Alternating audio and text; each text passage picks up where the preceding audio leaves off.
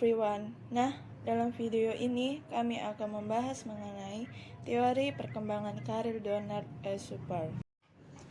Apa itu teori perkembangan karir Donald E. Super? Donald E. Super mencanangkan suatu pandangan tentang perkembangan karir yang lingkupnya sangat luas. Karena perkembangan jabatan itu dipandang sebagai suatu proses yang mencakup banyak faktor.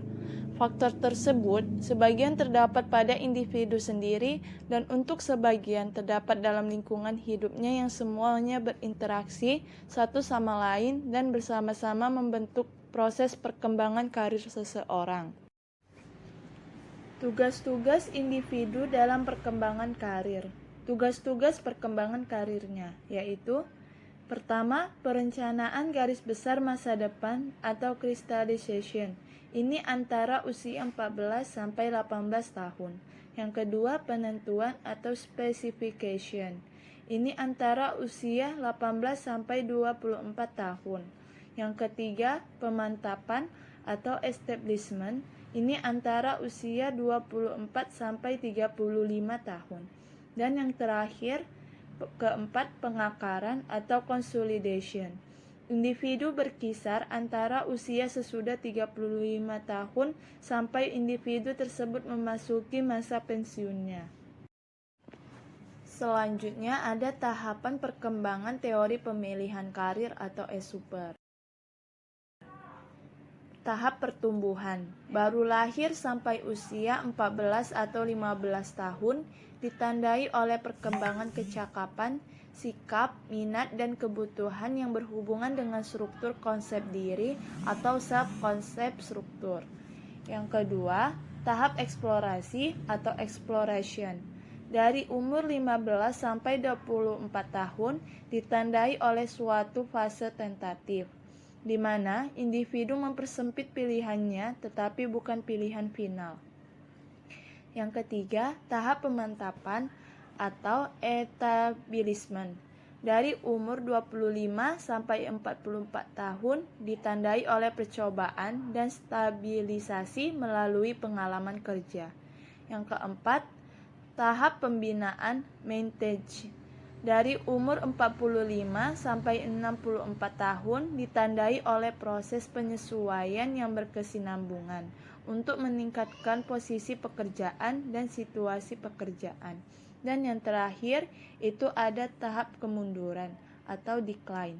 Usia 64 tahun ke atas pada tahap ini ditandai oleh pertimbangan menjelang berhenti bekerja dengan usaha mempertahankan diri dan meningkatkan pekerjaan.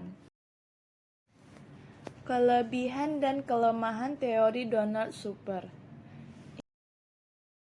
Kelebihan teori Donald Super. A. Keputusan karir merupakan rangkaian yang tersusun atas keputusan-keputusan sebelumnya, berdasarkan kecocokan pilihan karir yang berpengaruh pada usaha mewujudkan konsep diri atau self-konsep. B. Penelitian ini juga mengkaji jenis kelamin pria dan wanita sepanjang rentang kehidupan. C. Super juga melakukan penelitian dalam bidang rehabilitasi yang menunjukkan bahwa walaupun fisik individu memiliki kecacatan, namun terdapat sejumlah potensi yang dimiliki untuk pekerjaan yang dapat dilakukan dengan hasil yang memuaskan sesuai dengan ciri-ciri yang dipersyaratkan oleh pekerjaan itu. D.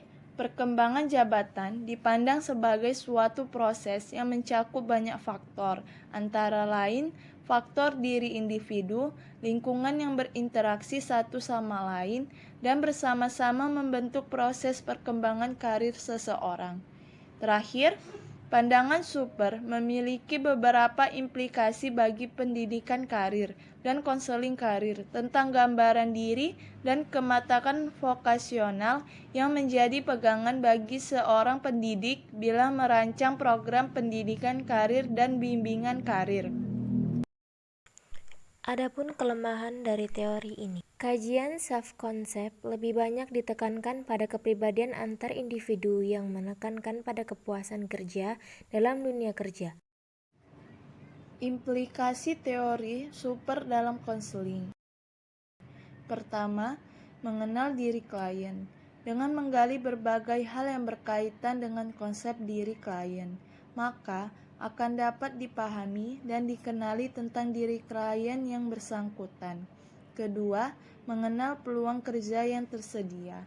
Pada tahapan ini, konselor membantu klien mengenali dunia kerja yang berkaitan dengan kemungkinan klien bisa berkembang pada karir yang sudah ditawarkan dengan memperhatikan faktor internal yang ada pada diri klien.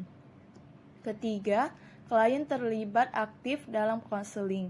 Hal ini dilakukan berkaitan dengan mengkompromikan temuan yang diperoleh dari klien tentang konsep dirinya dan terhadap berbagi data yang ada, sehingga klien dapat mengambil langkah keputusan karir dan solusi terhadap berbagai persoalan yang terjadi. Yang keempat, evaluasi dilakukan berkaitan untuk mengetahui sejauh mana tingkat keberhasilan yang dapat diraih klien sehubungan dengan keputusan yang telah diambil dan berbagai problem solving terhadap persoalan yang terjadi. Dan yang terakhir, tindak lanjut dilakukan dalam rangka memperbaiki berbagai kekurangan yang diperlukan dalam evaluasi berkaitan dengan keputusan dan solusi yang telah diambil. Baiklah teman-temanku sekalian, kita sudah di penghujung videonya. Semoga dapat meningkatkan pemahaman kita mengenai teori perkembangan karir Donald E. Super.